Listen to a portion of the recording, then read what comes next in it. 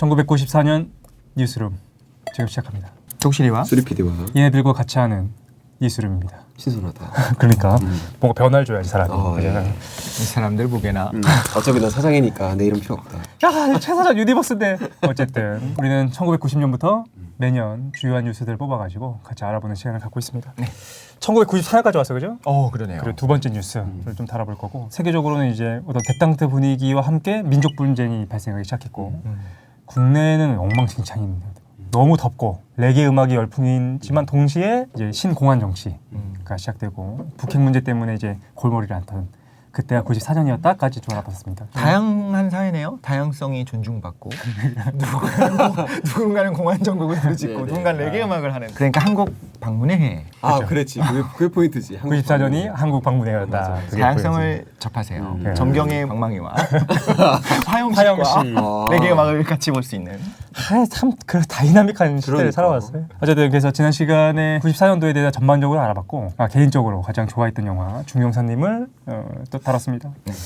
좀 제대로 된 뉴스가 좀 준비되어 있다고 그래가지고 다음 뭡니까? 제가 하는데 네. 저번 시간에 네네. 또 왕가희 감독 영화 했잖아요. 아. 근데 사실 이제 우리가 좋아하는 영화들을 보면서 예. 때때로 반가울 때가 있단 말이에요. 그게 이제 언제냐? 그럼 아는 것들이 좀 영화에 나올 때인 것 같아요. 한국의 배우가 외국의 영화나 드라마에 나올 때, 혹은 외국의 영화에 한국의 장소가 나올 때 상당히 반갑잖아요. 한국어 간판이 나오고. 그렇죠. 그러니까 예를 들면 워킹데드 시리즈의 스티브 연, 킬링 이브 시리즈의 샌드라 오 그렇게 나와서 열연을 할 때 굉장히 반갑고, 그리고 마블 마블. 시리즈 중에서 에이지 오브 울트론 이랑 블랙팬서의 한국의 모습이 나와요. 이처럼 우리가 각자 다른 삶을 좀 살고 있지만 공통적으로 향유하는 공감대가 있는 것 같아요. 인물이랑 장소랑 시간으로 크게 나눈다면 제가 지금부터 소개할 이 영화는 그 세 가지를 모두 아우르는 명작이라고 할 수 있습니다. 형 짱이다 그냥. 그렇죠. 내 영화가 짱이다. 해서 이 영화는 전 세계 사람들한테 감동을 주었지만 특히 미국인들한테는 없어서는 안 될 기념비적인 어떤 명작이 된 그런 영화입니다. 오늘은 이제 이 영화를 보기 전인 분들이나 보고 나서 영화 속 배경을 좀 찾아보실 분들과 함께 이야기를 나누고 싶은 마음으로 준비를 해봤어요. 알겠습니다. 예. 해석이나 배경은 네네. 인터넷에서 좀 쉽게 찾아볼 수 있기 때문에 영화 속 장면과 연결되는 미국 근현대사적 모습에 좀 더 다가가려고 했고, 두 번째로는 나름 최선을 다해서 제가 좀 개인적인 해석을 좀 덧붙였다는 점 이렇게 좀 참고로 말씀드리고 영화 전혀 시작하도록. 새로운 나만의 해석인 거죠. 네, 맞습니다. 수리PD만의 해석. 네, 우리- 영화 포레스트 검프입니다. 포레스트 검프 명작이죠. 보셨습니까? 그럼요. 몇 번? 2번. 두 번? 두 번이면은 좀 최근에 한번 봤고, 진짜 우연히 최근에 한번 봤고, 예전에 진짜 그 당시에 한번 봤었던 것 같아요. 수리피디는 몇 번 봤습니까? 저는 한 10번 넘게 본 것 같아요. 되게 좋아하는 영화고 어디를 틀든 다 좋아요. 그래요? 그런 영화가 흔치가 않은데 포레스트 자막 올라가는데도? 예, 알겠습니다. 그런 죄송합니다. 영화입니다. 개요를 먼저 말씀을 드릴게요. 개요, 예. 감독 로버트 저메키스. 이 감독 이름은 좀 생소할 수 있는데 굉장히 유명한 영화를 많이 만들었습니다. 타임머신을 소재로 한 백투더퓨처 시리즈, 외계와의 조우를 소재로 한 콘택트. 잠깐, 콘택트가 네, 제메키스. 로버트 그래? 제메키스. 옛날 콘택트. 그래서 그렇지, 옛날 콘택트. 콘택트. 무인도에 조난당한 한 남자의 이야기를 그린 캐스터웨이. 그래? 굉장히 엄청난 감독이죠. 그러네. 포레스트 검프는 이 감독의 7번째 영화라고 할 수 있고, 소설이 원작이 있습니다. 제67회 아카데미 작품상, 감독상, 편집상, 나무주연상, 각색상, 시각효과상 다 싹쓸이했죠. 이때 이제 경쟁했던 게 얼마나 쟁쟁했냐면 프랭크 다라번트의 쇼생크 탈출, 그리고 쿠엔틴 타란티노의 펄프 픽션, 이렇게 쟁쟁한 작품들과 겨뤄서 승리를 한 엄청난 작품이라고 잘 만들긴 했지. 내용을 한 문장으로 정리를 하자면 네. 경계성 지능을 가진 주인공 포레스트 검프가 미국의 역사적 사건들을 관통하는 성장 드라마라고 정리를 할 수 있을 것 같고, 경계성 지능에 대해서 많은 분들이 모르실 테니까 말씀을 처음 들었는데? 경계성 지능? 경계선 지능. 기준 지수 자체는 검사 유형에 따라 조금씩 다르지만 보통 직접 장애인과 일반인 사이의 경계에 있는 지능을 일컫습니다. 그래서 경계선에 있어서 경계선이에요. 그렇습니다. 말 그대로 경계선에 있어서. 그래서 일반 지능에 비해서 암기력이나 학습이나 어휘력 등은 조금 어려움을 느낄 수 있지만 의사소통이나 대화 같은 경우는 일반인처럼 할 수 있다는 것이 특징이라고 할 수 있어요. 그리고 이 영화의 주연은 톰 행크스, 로빈 라이트, 게리 시니즈 이렇게 3명 정도를 압축할 수 있는데, 톰 행크스는 일단 뭐 말할 필요가 없죠. 미국의 얼굴이고, 그리고 미국 아카데미 나무주연상 2회, 골든글로브 나무주연상 사회에 빛나는 명배우입니다. 아. 네. 그다음에 줄거리입니다. 제가 모든 부분들을 다 담진 않고요. 포레스트 검프의 시점에서만 최대한 다루도록 했어요. 왜냐하면 제니라든지 아니면은 덴텔러 중위에 대한 이야기도 굉장히 다양하게 할 수는 있지만 그거는 이제 뒤에 역사적 배경 이야기할 때 잠깐 등장할 거고 네네. 최대한 그 포레스트 검프의 시점으로 해서 줄거리를 요약을 해보고자 합니다. 첫 장면이 이제 하얀 깃털이 도시 이곳저곳만 날아다니다가 포레스트 검프의 굉장히 더러운 운동화에 안착을 합니다. 이제 어느 버스 정류장 앞에 벤치에 앉아 있었어요. 포레스트 검프가 그 깃털을 주워서 자기가 가장 아끼는 책에 끼워둡니다. 그리고는 옆에 앉는 사람들한테 자신의 생애 이야기를 하는 게 주된 내용이에요. 맞아, 기억난다. 네. 이 생애 이야기가 크게 유년기, 청년기, 중년기로 나눌 수 있어요.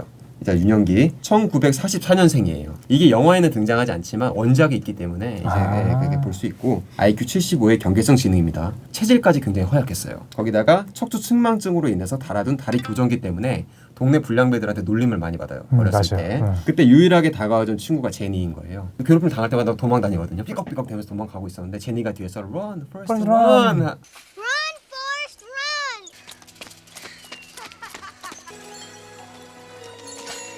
조정기가 부서지는 장면이 나와요. 맞아요. 그러면서 동시에 포레스트 검프가 자신의 달리기 능력에 눈을 뜨게 되는 그런 것들을 보여주고 그 다음 장면이 바로 이제 고등학생 또 똑같이 달리는 모습으로 시작을 하거든요. 이젠 굉장히 빨라진 거예요. 맞아요. 뒤에서 막 차 타고 쫓아와요 이제. 근데도 빨라. 근데 굉장히 우연한 요소가 막 달리 도망을 치다가 길을 꺾어서 들어가는 데가 미식축구 경기장인 거예요. 미식축구 선수들 테스트 중이었는데 막 공 던지면 이제 받으러 가잖아요. 그 검프가 걔보다 빨리 달리는 거야. 그래서 미식축구 감독이 그거 보고 누구냐고 이렇게 캐스팅을 하게 돼요. 그렇게 미식축구 특기생으로 대학에 입학을 하게 되고 전미 대표팀까지 들어가게 됩니다.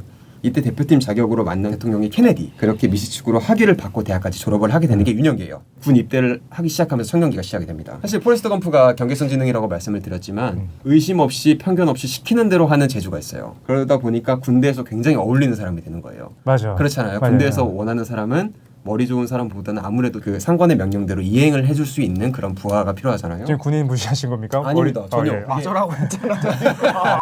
군부대에서는 명령 체계가 저는 굉장히 제일 중요하다고 생각을 해요. 그렇지. 그래가지고 되게 적응 잘해가지고 열심히 하지 않나? 예, 맞아요. 맞습니다. 인기가 높았어요. 부대에서 인기가 높았고 훈련소 이후에 덴텔러 중위가 있는 부대로 배치가 되게 됩니다. 그때 거기서 만난 훈련소 친구죠. 버바라는 흑인 친구가 있어요. 생각나. 버바. 예, 계속 전쟁이 벌어지다가 버바가 이런 얘기를 해요. 미국으로 돌아가면 같이 새우잡이 일하자. 왜냐하면 그 조상 대대로 새우잡이 집안이었던 거예요. 그러다 어느 날 대내 부대가 기습을 당합니다. 검프는 이제 여자친구인 제니가 그냥 무슨 일이 있으면 그냥 달려 도망쳐 라는 말만 이게 생각을 하고 막 도망쳐요. 갑자기 떠오르는 거예요. 헉, 나만 도망쳤구나. 버바라든지 다른 사람들을 못 챙겼구나. 그래서 다시 돌아갑니다. 그래서 거기서 다 구해요. 가기 싫다는 덴텔러 중위까지 구해서 어쨌든 다 하는데 버바는 그 과정에서 죽습니다. 그 과정에서 덴 중위까지 구하고 엉덩이에 총상을 입고 이제 미군 병원으로 이제 이송이 되고 그렇게 됩니다. 근데 벌이 쏘였다고 생각하잖아. 그렇죠. 처음엔 벌이 쏘였다고 생각하는데 그 앉아 있는 사람이 그 총 아니었어? 이렇게 얘기해가지고 총인가 보다. 그때 알게 되죠. 어쨌든 그렇게 전쟁 영웅이 돼서 무공 훈장을 수여를 받아요. 덴중이와 같이 병원에 입원을 하는데 거기 소일거리로 탁구를 하게 되다가 탁구에 또 소질이 있다는 걸 알게 돼요. 그래서 열심히 탁구를 하고 그 탁구에 대한 능력으로 이제 그 부대로 다시 돌아가는 게 아니라 핑퐁으로 이제 그 위문 공연을 다니기 시작합니다. 이제 핑퐁 외교 한창 하던 미국이랑 중국이랑 하던 그치. 거기 그 일환으로 해서 중국까지 다녀오는 그런 역사적 사례를 좀 마련하게 되고 전역 후에는 탁구채 광고의 모델 수입으로 배 한 척을 사게 돼요. 이게 이제 흑인 친구였던 버바와의 약속을 지키기 위해서였고 그렇게 배 한 척을 마련해서 덴중이와 함께 새우잡이를 시작을 하게 됩니다.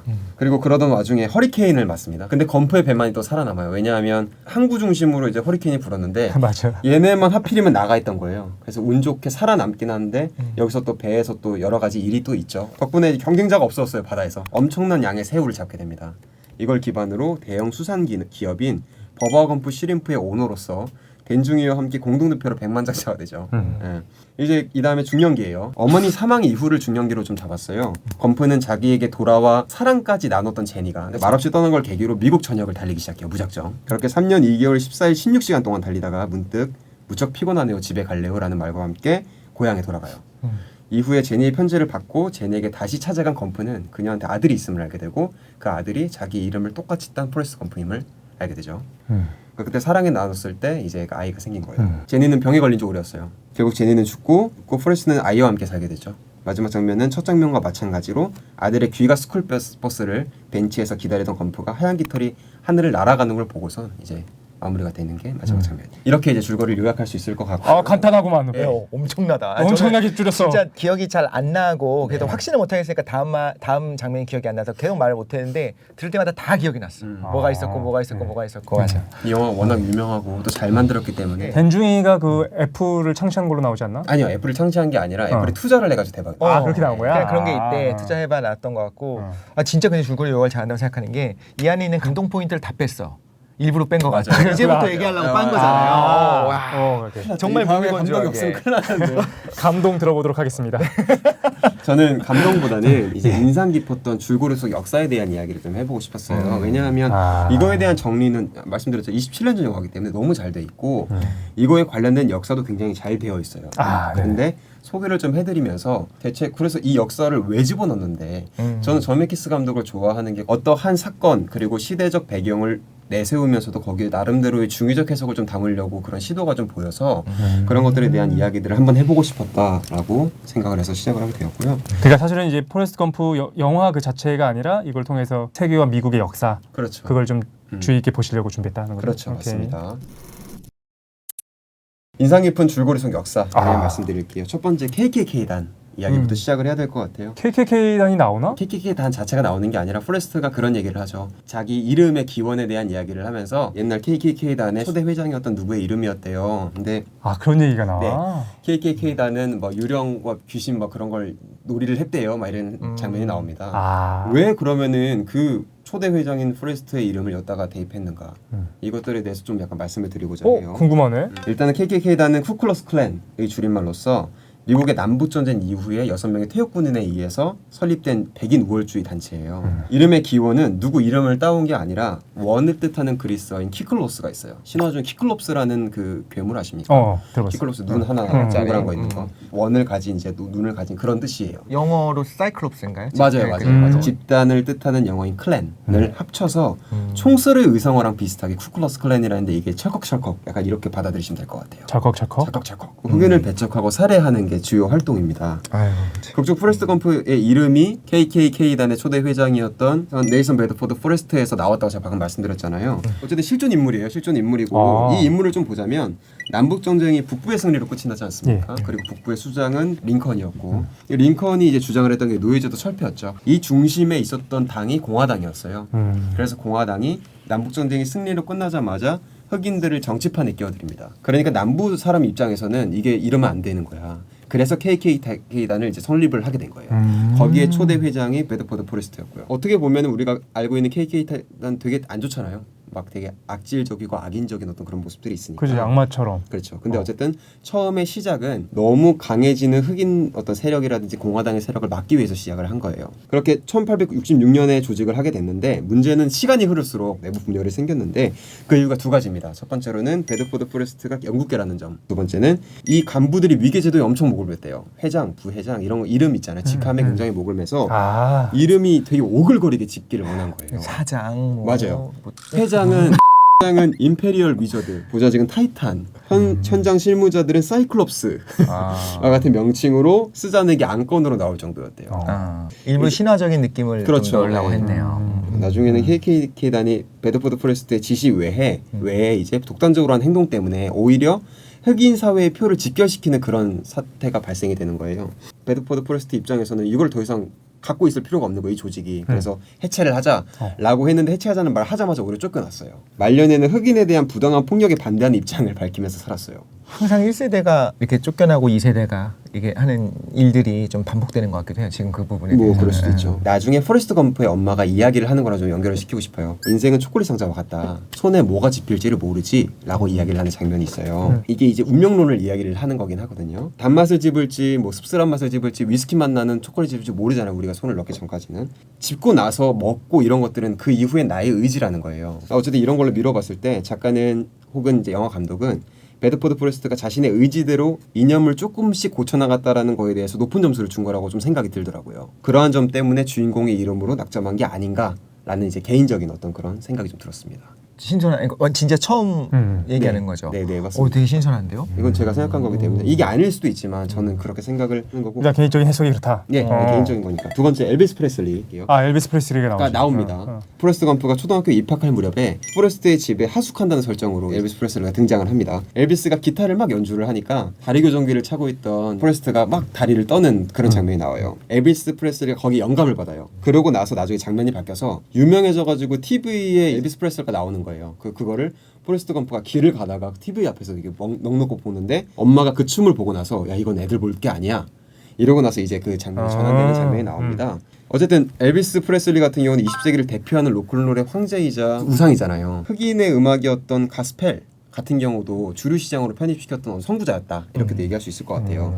거기다가 그 전까지는 없었어요. 이 하반신 흔드는 춤이 너무 저질스럽고 경박하다 이거예요. 그거를 선보임으로써 다수의 백인 세력들, 백인 보수 세력들한테 성적 암시를 넣었다는 좋지 않은 평가를 받아요. 엘비스의 생애 자체를 돌아보면은 이 같은 평가는 좀 작은 부분일 뿐이고 오히려 칭찬이 더 많습니다. 당시 60년대거든요. 60년대 좀 히피 문화, 록 문화의 유행으로 젊은이들이 많이 그렇게 했는데 그런 젊은이들하고는 좀 다르게 술과 마약에는 일체 손을 대지 않고 신실한 크리스천으로서 계속 살았다고 해요.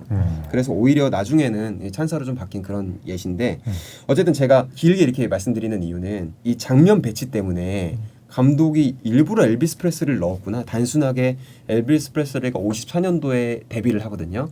이때 포레스트가 몇 살이었어? 이걸 보여주기 위해서만 넣은 게 아니구나라는 생각을 했던 게 나오기 전 장면이 뭐냐면은 포레스트의 어머니가 포레스트를 학교에 입학시키기 위해서 가는데 포레스트가 경계성 지능이니까 학교에서 안 받아준단 말이에요.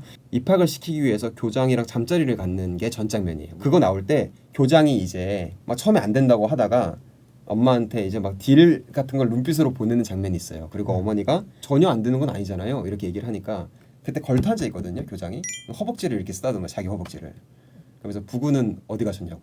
휴가를 가셨어요. 그 다음 장면이 이제 그 잠자리 장면이거든요. 그러고 나서 그 다음 장면이 하반신을 떠는 엘비스 프레슬리 장면이에요. 그러니까 하반신이라는 것으로 코드를 통일시켰다고 저는 보거든요. 이게 무슨 말이냐면은 하반신 춤과 엘비스의 문화 자체가 저질스러운 게 아니라 어른들의 세계가 저질스러운 거라고 좀 은근히 돌려서 이야기를 하고 있는 것 같다는 생각이 들었어요. 그렇네.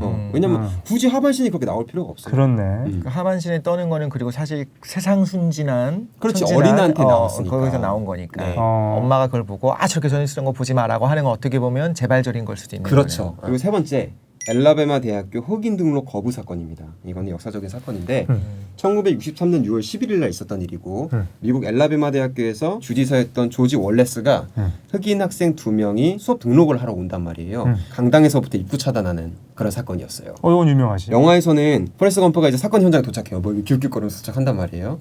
그랬을 때 친구한테 물어봐요. 무슨 일이야? 물어보니까 저 새끼들이 우리랑 같이 학교에 다니려고 해. 포레스트 검프는 따르게 알아들은 거예요. 우리 집에서도 쥐새끼가 집에 들어오면 엄마가 내쫓으려고 하지 뭐 이렇게 얘기하거든요. 그러니까 그게 아니라 흑인들 말이야. 이 영화의 특징 중에 하나가 과거와 현재를 계속 교차하는 씬으로서 가요. 왜냐하면 이 엘라베마 대학교에 있었던 사건은 실제 사건이고 실제 뉴스를 중간에 끼워 넣는단 말이에요. 그리고 거기에 출연을 뭐 기웃기웃하는 이 포레스트 검프의 모습도 나오면서 기억나는 것 같다. 교차적으로 이렇게 보여줘요. 이거를 이제 세 가지 씬 정도로 나눠볼 수 있을 것 같아요. 첫 번째, 대통령 권한으로 엘라베마주에 파견된 법무차관인 니콜라스 카첸바흐가 강당 앞을 막은 조지 월레스에게 연방 법원의 판결문을 읽어주는 씬이에요. 이러지 마라. 우리는 다 공등한 사람이다. 이렇게 이야기를 하고, 두 번째는 케네디 대통령이 행정명령을 발동을 해가지고 주방위군을 연방화를 시켜요. 그래서 그곳에 도착한 주방위군 사령관 헨리 그레이엄이 대통령 명령으로 강당 입구에서 물러날 것을 주지사에게 요청을 하는 게 두 번째 씬이에요. 그래서 물러납니다. 세 번째는 강당 안으로 이제 들어갈 수 있잖아요. 흑인 2명이. 그 중에 한 명인 여자의 숄더백에서 책이 떨어져요. 그거를 포레스트 검프가 주워서 뭐 이렇게 친절하게 이야기를 해요. 뭐라고 얘기하냐면 아가씨 책 떨어졌어요. 라고 이야기를 하고 그게 이제 이 씬이 끝나는 거예요. 개인적으로 저는 이 부분부터 포레스트 검프에 대한 인지가 좀 바뀐다고 생각을 좀 했어요. 사실 이때가 인종차별이 굉장히 서슬퍼랬던 시기잖아요. 영화 속 배경은. 근데 이 영화를 보는 사람들은 94년 이후에 본단 말이에요. 그러니까 오히려 흑인의 뭔가를 친절하게 주어주는 백인의 모습을 보면서 상식적인데? 라는 생각을 하게 된다고 생각을 했어요. 보는 사람들은. 그렇죠. 제 혼자 상식적이네. 그렇지. 이렇게. 상식적이고 편견 없는 사람으로 그때부터 보기 때문에 이 이전까지는 경계성 지능에 약간은 머물러 있었다면 이 이후부터는 상식적이고 편견이 없는 사람으로 포레스트 검프를 그렇게 바라봐주는 시선이 생긴 거 아닌가 생각이 좀 들었습니다. 그 다음에 뭐 케네디가 등장하는 씬이 있어요. 미식 축구를 잘했다 했잖아요. 그래서 대표팀 자격으로 케네디를 만나는데, 근데 이 장면은 약간 유의적으로 들어간 것 같아요. 케네디가 마릴린 monroe랑 무슨 좀 약간 썸띵이 있었다 이런 걸로 이제 표현하기 위해서 그 뭐 액자에다가 그런 거 집어넣고 이런 건데, 이거는 이제 사건을 보여주기 위해서 나열식으로 하면서 들어간 것 같아서 이 부분은 생략을 좀 하려고 합니다. 예, 예. 네 번째는 베트남 전쟁입니다. 1955년 11월부터 1975년 4월 30일까지 20년간 있었던 남과 북의 베트남 전쟁이었죠. 배경은 이제 그 64년 8월에 미군이 북베트남 해군의 어뢰정이 미 해군 구축함을 공격했다는 통킹만 사건이 있지 않았습니까? 그 사건을 빌미로 해서 미군이 이제 개입을 한단 말이에요. 이 영화에서는 베트남 전쟁의 어떤 시기를 명확하게 재조명한 건 아니고요. 전쟁이 벌어지던 어느 날을 보여줘요. 전쟁 영웅이 된 건프의 이야기가 아니라 아까 흑인 친구 버바에 대한 이야기를 잠깐 했잖아요. 예. 이 흑인 친구 버바는 조상 대대로 새우잡이를 하던 사람들인데 실제로 새우가 흑인들의 소울푸드였다고는 해요. 근데 저는 또 한 번 생각을 하게 된 거예요. 왜 근데 새우지? 민물 새우가 있고 바닷물 새우가 있다고 해요. 예. 민물 새우는 우리가 알고 있는 대로 새우가 새끼 새우가 있어요. 근데 바다 새우는 새끼 새우가 없어요. 플랑크톤이에요. 플랑크톤의 유생 단계를 거쳐서 살아남으면 성장해서 새우가 되는 거예요. 버바 같은 경우는 훈련소 때부터 건프한테 새우로 할 수 있는 요리의 종류나 새우 사업에 대해서 계속 얘기를 해요. 맞아. 옆에 있는데 계속 얘기했던 청소하고 것 있는데 같아요. 얘기하고 막 그러잖아요. 버바한테 있어서 새우의 운명은 요리화되거나 사업화되는 아이템일 뿐이에요. 뭐 지금 새우의 세계에서 운이 좋아 살아남아도 버바의 소나기에서는 요리가 되는 아니면 사업 아이템으로 쓰는 운명이 새우의 운명인 거예요. 버바한테는. 근데 이 새우에 대한 내용이 나올 때 왜 하필 베트남전에서 이 얘기를 할까를 생각을 하니까 전쟁터에서의 버바가 그 꿈을 이루지 못하고 죽는단 말이에요. 허망하게. 이게 마치 플랑크톤의 단계에서 이제 꿈을 꾸다가 죽은 새우랑 좀 비슷하다는 생각이 좀 들더라고요. 그러니까 내가 지금 유생 단계인 거야. 나는 새우가 될 거라고 당연히 생각을 해. 근데 죽은 거예요, 중간에. 거대한 세계를 아우르고 있는 베트남 전장이라고 생각을 하면 그 안에서의 새우는 내 마음대로 할 수 있는 거잖아요. 근데 여기선 반대로 버바가 새우인 거예요. 결국 새우가 되고 싶은 꿈은 있는데 유생 단계에서도 죽을 수도 있는 그런 비극적인 것들이 있는 거죠. 어쨌든 이제 그렇게 따지면 건프는 좀 운이 좋아서 새우로 좀 성장을 하지만 전쟁터에서 우리는 모두 언제 죽어도 이상하지 않은 작디작은 유생이다. 이런 이제 그 메시지를 좀 전달을 하고자 감독이 일부러 또 새우를 선택한 게 아닌가라는 생각도 좀. 다른 요리 재료가 아닌 새우인 이유는 유생 단계 플랑크톤 단계에 있다가 갑자기 성체로 변하기 때문이다라는 거잖아요. 맞아요. 네. 바다 새우기 때문에 하필 민물 새우도 아니고 버바가 새우 요리를 하는 얘기를 하는 게 얘가 훈련소에서 만났기 때문에 사실 어렸을 때 친구였어 제니처럼. 그랬으면 새우가 이런 의미를 지녔다고 하는 게 너무 과장 해석이라고 생각할 수 있는데 하필이면 훈련소에서 만난 이 흑인 친구가 새우라는 걸 소재로 해가지고 얘기를 했다라는 것은 베트남 전쟁과 좀 연결시킬 수 있지 않을까? 사이판인가 그런 데 가면 부바건프라고 하는 레스토랑이 체인이 있다고 맞아요. 들었어요. 그게 이름이 여기 포레스트 검프에서 따왔다고 들었던 것 맞아요. 같아요. 파라마운트에서 그 라이센스를 사가지고 네, 그렇게 했어요. 부바건프 가봤던 것 같아요. 어쨌든 요건 이제 개인 해석이기 때문에 그냥 넘어갈게요. 근데 이런 개인 해석도 재미있잖아요. 그죠. 개인 해석이라고 하면은 이제 새우 좋아하십니까? 새우 별로 안 좋아합니다. 새우 좋아하십니까? 전 되게 좋아. 왜 새우 안 좋아요? 안 새우 좋아할 왜 수 있지. 좋아하세요? 나는 새우가 그렇게 사람들 새우 좋아하는 사람 많잖아요. 우리 오늘 분노의 막내 작가님이 새우 튀김 드셨는데 지금 막내 작가님 까시는 겁니까? 이게 너무 과도한 해석 같은데. 자, 다섯 번째. 예. 히피족. 포레스트 검프가 베트남으로 파병 가기 전에 무작정 어디론가로 떠났어요. 제니는 히피족이 돼요. 히피족이 되고 이후에 군대에서 전쟁 영웅이 되지 않습니까? 그리고 우연한 기회에 돌아다니다가 오랜만에 수도를 왔으니까 막 돌아다니면서 사진 찍고 돌아다니다가 히피의 무리에 끼게 돼요. 아 빨리 줄 서라고 해가지고 줄 서가지고 막 간단 말이에요. 그게 진짜 기억나다. 그게 뭐냐면은 반전 연설이 있는 날이었어요. 근데 또 군복이 또 멀쩡하게 입고 있는데 반전 연설 거기 있으니까 이 사람을 시킨 거예요. 기억난다. 기억난다. 그래서 막 엉거주춤 올라가요. 막 근데 이 장면도 되게 유명해요. 베트남 전쟁에 대해서 제가 하고 싶은 말은 이렇게 얘기하니까 그때 이제 밑에 있던 경찰이 마이크 거를 뽑아요. 뽑아서 막 혼자서 얘기하고 있는데 하나도 안 들려 사람들이. 그러다가 히피족이 막 놀래가지고 가가지고 다시 꽂으니까 제가 하고 싶은 말은 여기까지입니다. 이렇게 얘기를 하는데 근데 그거 정리된 게 나왔더라고. 그 내용이 있어요. 대본이라든지 이런 걸로.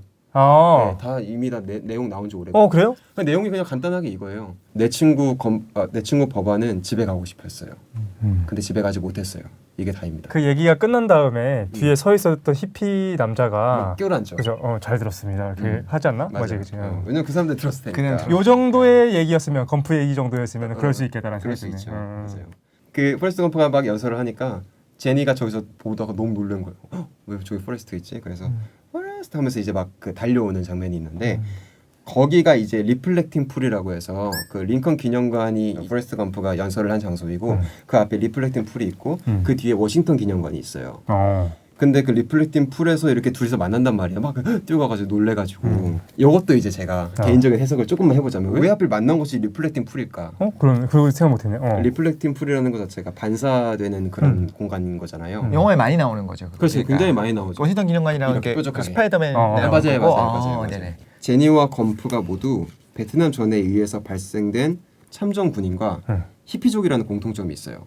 그 반대세를 베트남전에 대한 가장 큰 반대가 그렇죠. 히피가 그렇게 있죠. 시작을 한 거니까 네네. 히피족은 허무함이나 이런 것 때문에 히피족들이 시작을 한 거잖아요.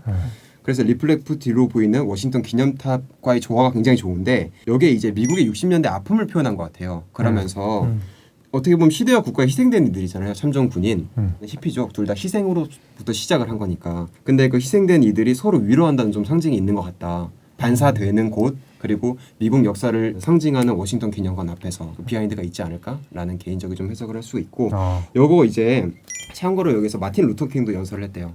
맞아요. 진짜 되게 유명한 연설 있잖아요. I have a dream으로 시작하는. 그게 여기서였어요. 네, 여기서 이제 연설을 했다고. 그 외에도 막 영화 같은 거 보면 대통령이 연설할 때 여기가 되게 많이 나오더라고요. 맞아요. 그죠.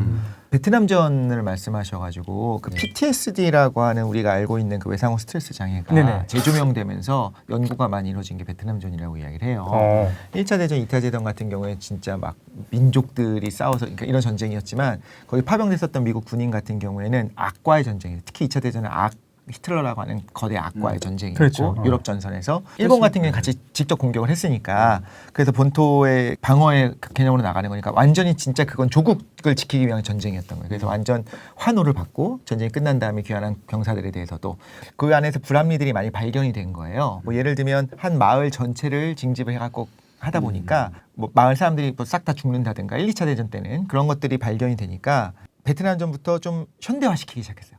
현대화시키면서 했었던 것들이 로테이션을 시키면서 돌아가서 군인들을 그래서 뭐 만약에 어떤 소대 하나가 증발해서 사라진다고 하더라도 마을의 어떤 젊은이들이 다 사라지는 일을 막기 위해서 이런 식으로 현대화시키고 계속 충분히 휴가도 주고 이런 식으로 하는데도 불구하고 최악의 결과들을 막 낳게 됐다고 결과들이 있어요. 예를 들면 베트남전 같은 경우에는 끝난 다음에 귀환을 시킬 때도 배를 타지 않고 비행기를 타고 그냥 하루 이틀 만에 싹 와버려요. 본토로. 근데 원래 2차 대전 때는 배를 타고 오면서 뭐 한 달 가까이 몇 주에서 한 달 가까이 시간을 지내면서 그 안에서 야, 넌 어디서 어떻게 싸웠어? 이렇게 했었지. 이렇게 하면서 전쟁으로 이렇게 지쳐섰던 마음을 회복할 수 있는 시간이 있었던 거예요. 뒤풀이의 시간이 있었네. 그렇죠. 같은 사람들. 그리고 도착하는 순간부터 퍼레이드부터 시작해서 사람들이 영웅으로 다 맞아주기 시작하는데 베트남전은 특히 히피족들이 있었잖아요. 그러니까 이 사람들도 생각이 있고 저 사람도 생각이 있는데 어쨌든 간에 조국을 위해서 나갔었던 젊은이들인데 오면 제일 먼저 했었던 게 달걀부터 던지는 거예요. 군복을 입고 있으면. 베트남전은 그랬었구나. 그런 전쟁에 나갔어요. 그러니까 이 사람들은 힐링이 필요했는데 동지들과 같이 나눌 수 있는 시간도 없었고 온 다음부터는 거의 이 사람들 잘못도 아닌데도 불구하고 어디 가서 막 학살이나 하고 악마 같은 사람들로 취급을 받기 시작하니까 네이비 킬러라고. 그렇죠. 많이 죽였고 학살했고 이렇게 얘기를 하니까 그러니까 이 안에서 굉장히 심해져 갖고 PTSD가 굉장히 심하게 표면적으로 나타났어요. 그래서 그 비율도 극적으로 증가했고 그래서 이 사람들이 너무 정신병이 심해진 거예요. 그래서 그걸 연구를 하면서 PTSD가 정식으로 그 안에 들어갔다. 아 그렇겠네. 2차 세계대전에 올 때는 어떤 영웅이 됐을 테니까. 완전히 아, 반대였던 거죠. 그래서 오히려 그 히피족이었었던 제니와 반전 시에 나왔지만 군복을 입고 있었기 때문에 말씀하신 것처럼 그런 완전 반대 포지션인 거예요. 그러니까 제니는 계속해서 포레스트랑 반대 그렇죠. 대칭점에 있는 삶을 사는 것 같아요. 맞아요. 핑퐁 외교 이야기를 할 수 있을 것 같아요. 네네. 이거는 실제로 역사적으로 1971년 4월 6일 이때 열린 제31회 나고야 세계 탁구 선수권 대회에서 이때 출전을 한 거예요. 미국 탁구 선수단 15인과 기자 4명이 일주일간 중국을 방문을 합니다. 이때 이제 미국 미중 교류에 징검다리를 놓았던 사건으로 되게 유명을 해요. 왜냐면 이 이전까지는 거의 교류가 없었거든요. 거기다가 또 굉장히 냉전 아니었습니까? 영화 속에서 인상 깊었던 장면은 핑퐁 외교가 시작되는 도입부의 씬이에요. TV에서는 아폴로 11호가 달에 도착한 보도가 나와요. 대사가 이거예요. 나는 전장으로 돌려보내지는 대신 탁구로 공산주의자들과 싸우게 되었다. 그러니까 이때 사실 달 착륙에 대해서 이 이면에 소련이랑 보이지 않는 전쟁을 또 했잖아요. 그래서 그런 거랑 또 우주 전쟁을 하고 있다라는 걸 암시로 이렇게 또 보여준 것 같다. 그래서 추가를 했고 이 다음은 리처드 닉슨과 워터게이트 사건. 이것도 사실은 좀 유희로 넣었던 것 같아요. 어떤 상징이나 그 대단한 뭔가 있는 게 아니라 그냥 이 시기가 어떤 시기였다를 좀 보여주기 위해서 넣은 소스 같고, 일단 핑퐁 대표팀 자격으로 닉슨 대통령을 만나거든요. 대통령이 물어봐요. 뭐 너 어디 묵고 있나? 이거 물어보니까 어디 묵고 있습니다. 그러니까 거기 묵어서 되냐? 내가 더 좋은 데를 추천해줄게. 그래서 간 데가 워터게이트 호텔인 거예요. 근데 이제 되게 친절하게 잘라고 하는데 그 앞동에 있는 호텔 사람들이 불이 나갔는지 손전등으로. 손전등으로 하고 보니까 두꺼비지 샀나 보다 생각해가지고 이제 그 로비에 전화를 한단 말이에요. 그래 도와주려고. 근데 그게 알고 봤더니 그치. 설치할 그렇죠, 맞아요. 그러니까. 그 당시에 이제 회수하고. 선거운동 지휘 본부가 있었대요. 그러니까 누구냐면 민주당이. 그러니까 얘네는 베트남 전쟁 반대하잖아요. 그러니까 여거를 도청과 감시를 하기 위해서 그렇게 한 건데 그게 드러난 거죠, 만천하에. 보통 지금 젊으신 분들은 워터게이트가 뭔지 모르겠다. 모를 수 있죠. 그리고 모를 수 있지. 게이트라고 한 이름을 붙이는 것도 워터게이트에서 왔잖아요. 처음인가? 아. 네, 그래서 뭐 익숙한 건 뭐 최순실 게이트니 뭐니. 근데 맞아요. 도대체 왜 게이트가 붙어? 저도 몰라서 그러니까 기사들을 보니까 워터게이트 사건에서 왔대요. 근데 워터게이트는 도대체 뭔데? 호텔, 원래 호텔이네요. 물이랑 관련된 건 줄 알았어요. 그러니까 어떤 거였습니까, 워터게이트? 워터게이트가 뭡니까? 워터게이트에 대해 설명해 주십시오. 어쨌든 민주당과 공화당은 항상 역사적으로 항상 싸워왔지 않았습니까? 아, 예. 그러니까 베트남 전에 참전 의사를 하면서 당신이 필요하다라고 이야기를 하고 있는 공화당과 그것에 반대돼서 정책 노선을 피고 있는 민주당이 있는데, 이것들에 대해서 닉슨 대통령은 사실은 전혀 뭐 관계 없다는 식으로 그렇게 했지만 알고 봤더니 뒤에서 민주당을 감시하고 이 수뇌부를 어떻게 엮을까를 계속해서 고민을 했던 것들이 폭로가 됐던 게 워터게이트 사건이죠. 오케이. 네, 이렇게 정리를 할 수 있을 것 같고, 닉슨은 이로 인해서 미국에서 임기 중 사퇴한 유일한 대통령으로 습니다. 도청을 했기 때문에 그렇죠, 당연하죠. 상대편을 닉슨이 하야라고 해야 되나? 하면서 지금 헬리콥터에서 자기가 이렇게 부위하면서 찍은 사진이 되게 유명하잖아요. 그 실제 사진. 어. 닉슨이 자기 자신을 패러디하고 있다 이렇게 독특하셨던 분인 것 같기도 하고. 근데 겨우 그거로 하야를 하네요. 우리나라 같은 경우에 뭐 아, 과거에 네, 훨씬 그렇죠. 더 뭐 이런저런 일들이 있었는데도 끝까지 안 하는데. 그렇죠. 네. 그 다음에는 이제 사실은 그 좀 소스로서만 등장하는 것들이라서 크게 제가 다루지 않으려고 해요. 예. 먼저는 애플 회사가 등장합니다. 네. 그러니까 여기서 버버감프 시림프 사업의 대박으로 돈을 많이 모았잖아요. 그래서 이제 프레스트 검프는 그 사업에서 빠지고 댄중이가 이 프레스트 검프까지 돈을 이제 그 관리를 하게 되는 거예요. 근데 투자를 해서 대박난 회사 애플. 근데 이제 프레스트 검프는 과일회사인 줄 알죠. 그렇죠. 과일회사에 대박 해가지고 돈을 좀 많이 벌었다고 해요. 막 이렇게 얘기를 합니다. 그치. 캘리포니아가 또 얼마나 그 와인도 잘 나오고 사과도 맛있겠어. 아. 딱 그 느낌이 그거네. 맞아요. 애플 캘리포니아. 그리고 이제 Shit Happens라는 게 등장을 하는데, 검프가 이때는 달리기를 막 하고 있었어요. 그 제가 3년 몇 개월 동안 달렸다 했잖아요. 포레스트 검프가 처음에는 그냥 달렸지만 이 사람이 아무런 목적 의식 없이 달리는 걸 보고 추종자들이 생겨난단 말이에요. 그러니까 자기만의 해석을 갖다 붙이면 추종자들이 생겨나요. 저만의 해석을 하면서 막 그렇게 이제 생겨나는데, 그 중에 한 사람이 자기 브랜드 때문에 어떤 뭐 브랜드 론칭을 해야 되는데 아이디어를 얻으려고 막 하다가 뭐 같이 달려 똥을 밟은 거예요. 그래서 어우 쉣 이렇게 얘기하니까 이제 포레스트 검프 그걸 보면서 It happens라고 얘기하거든요. 그러니까 It happens가 뭐냐면은 그럴 수도 있는 거지. 이렇게 얘기를 해서 Shit happens라는 말은 사실 원래 있었어요. 슬랭 언어, 그러니까 약간 은어인데 그러니까 뭐냐 하면은 뭐 엿같다. 이 정도로 해석을 할 수가 있는데 그거를 범퍼 스티커로 만들어서 판단 말이에요. 그래서 대박이 났다. 이건 실제로. 그래서 이런 사례가 있었다. 그리고 또 있는 게 스마일리 캐릭터. 이 웃는 스마일 캐릭터 있잖아요. 요게 한때 우리나라도 유행하지 엄청 않았나? 유행했었죠 옛날에. 이게 이제 포레스트 검프한테 똑같이 사업 아이템을 막 했는데 포레스트가 뭐 진흙에 막 이렇게 넘어졌다가 그 티셔츠 얼굴을 닿거든요. 근데 그게 이제 땅 모양이 스마일 나왔지. 모양이다. 그래서 그걸로 대박이 났다. 어떻게 보면 좀 약간 신화 같은 그런 어떤 소스로 좀 이렇게 차용을 했다. 이렇게 볼 수 있고, 레이건 대통령 암살 미수 사건은 잠깐 등장하는데 그거는 뭐 다루지 않도록 하겠습니다. 다루지 않은 게 생각보다 많습니다. 많은데 이것들은 소스로서 등장한 것이 많고, 이게 아무래도 제가 역사적인 그 배경을 이야기를 하면서 제가 해석하는 거를 좀 중심적으로 좀 얘기를 하고 싶어서 이 정도로 이야기를 하고 총평을 말씀드리겠습니다. 총평. 예, 끝났나요 예, 벌써? 예. 어우. 일단 포레스트 검프는 사실은 억지 요소가 분명히 있어요. 미국 근현대사를 보여주기 위해서 캐릭터를 그 틀에 맞춘 거는 확실하다고 생각을 합니다. 근데 그 억지 요소가 억지 감동이나 억지 웃음을 유발하진 않는 것 같아요. 그 이유가 포레스트 검프라는 캐릭터가 특정 고유의 캐릭터, 뭐 바보 캐릭터 이런 게 아니라 근현대사를 관통하는 우리들의 어수룩한 모습을 좀 대변하고 있다고 생각을 했어요. 우리는 그렇잖아요. 예를 들어서 어떤 사건이 터졌어. 그럼 사건 하나의 의미를 다 부여하나요? 우리의 삶에? 그렇지 않잖아요. 그러니까 예를 들어서 닉슨의 워터게이트 고발자 역할을 하면서도 포레스트는 그저 잠을 자고 싶은데 방해가 되니까 이야기를 한 거고, 뭐 레이건 암살 미수 때도 엄청 보고 싶었던 제니의 편지를 읽는 장면이 옆에 등장을 해요. 그러니까 사실 이 뉴스는 아무 상관없는 거예요. 이 그치. 사람한테는. 정치가 아무리 우리 삶과 밀접하다고는 하지만 개개인의 삶의 정치나 뭐 사회의 문제들이 끼어드는 예는 흔치가 않다. 그러니까 생각해보면 그렇지. 우리는 살아갈 뿐이고 그러니까 우리가 살아갈 시대의 모습으로 세계를 재단하기 때문에 그러니까 우리 스스로의 모습과 비슷하기 때문에 이 포레스트 검프한테 우리가 더 동감을 할 수 있었던 거 아닌가라고 생각을 해서 아이고 잘 들었습니다. 재밌게 잘 들었네. 약간 미국판 국제시장 느낌이 좀 나네요. 아 진짜. 이거는 좀 할 말이 많은데 할 말이 상당히 많습니다. 이런 말 하는 사람들이 있나요? 제가 한 말 같이. 엄청 많죠. 아. 국제시장에서 많이 약간 분노를 지금 분노를 가라앉혀서 얘기를 하고 저는 있어요. 이제 그 포레스트 검프를 상당히 좋아하는 사람으로서 말 수가 그럼 이렇게 생각해. 그 국제시장이 한참 뒤에 나왔으니까 국제시장에 어떤 포레스트 검프 같은 그런 플롯을 좀 가져가려고 노력을 좀 한 부분이 있는 것 같다. 그것을 네. 팟빵에서 제가 이제 네. 다음번에 얘기를 조금 오케이. 어떠셨습니까? 네, 저는 들으면서 좀 깜짝 놀랐습니다. 수리 PD는 진짜 PD구나. 수리 PD가 뭐 하는 분이냐, 진짜 PD냐, 혹시 이름이 수리 PD냐, 막 이렇게 PD 예요. 많이들 궁금해하더라고요. 네. 근데 진짜 들으면서 저도 사실 뭐 하는지 모르니까. 뭐 하시는 분입니까? 뭐지? 근데 진짜 존재. 이거 자잘한 것들을 하고 있습니다. 존재자. 이렇게 PD. 이런 시선으로 영화를 감상하고 자기 해석을 써내는 거 보면서 되게 매력적이다. 그 영화도 더 재미있게 볼 수 있겠고 이거 사실 여부는 사실 중요하지 않죠. 이 부분에 있어서는 네. 이런 거 있잖아요. 행간에서 감독의 의도가 이런 것이 있을 거다라고 생각하면서 보는 그 즐거움을 누리고 또 그걸 굉장히 빠르게 우리한테 전해주잖아요. 되게 재밌었어요. 전 그리고 장면들도 생각나고 굉장히 말도 안 되는 해석들 들어갈수록 더 즐거운 거예요. 근데 말도 안 된다고 하는 건 그냥 농담같이 던진 거지만 그 안에 그 정합적으로 맞는 요소들이 있는 거고 그럴 수도 있잖아라고 했을 때 근데 영화 자체가 사실은 어떻게 보면 누군가의 말로는 말도 안 되는 내용들이 계속 겹쳐져서 나타나는 거니까 되게 재밌었습니다. 진짜. 예. 저도 재밌게 잘 들었고 기억이 막 새록새록 나네. 아까 수리 PD가 했던 얘기 중에서 그 얘기가 인상적이었던 것 같아요. 캐릭터를 역사적인 거에 끼워 맞춘 건 사실이다. 네.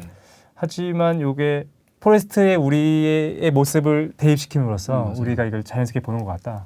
근데 그 의미적인 측면에서도 그렇다는 생각이 드는데 영화 자체도 잘 만들었어. 생각해보면 말도 안 되게 모든 사건을 다 주도하면서 가는데도 불구하고 우리가 과하다, 잘못, 뭐야 이게가 아니라 생각해보니까 한 번도 어색함을 안 느끼면서 봤거든요.